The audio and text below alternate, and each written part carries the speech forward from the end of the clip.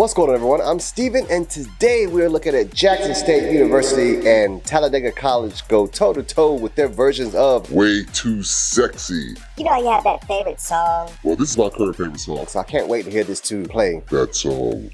The footage you're going to see here is courtesy of Killa Kev Productions. There'll be a link in the description below, as well as in the cards at the top. Be sure to go watch the original video so you can see it in its entirety without any of my interruptions. Today we are scoring one song, and this is the scoring system that the team and I have come up with. For one song, there are 5 categories, which are arrangement, balance, dynamics, power, and performance. The arrangement section simply determines how do we like the arrangement of the song. Did we like which parts each instrument we're playing? Did we like the way the song's put together? Stuff like that. The balance section determines how well we can hear each instrument throughout the band. Not just percussion, I'm talking about the instruments from the piccolos all the way down to the sousaphones, and how well each section listens and blends with each other. Stuff like that. For dynamics, it's all about articulation between each section. Can you hear the difference in styles as far as pianos and fortes? And are there any crescendos and Musical moments. Stuff like that. power is simple. How loud was the song? Did it make you feel good? Did it have the right effect? Stuff like that. And performance. How well did the band perform the song? They executed well. Was it excitement? Did you get excited with the song? How did it make you feel? Stuff like that. If it's just one band, there'll only be one side of the scoreboard. If there are 2 bands, we will compare them together.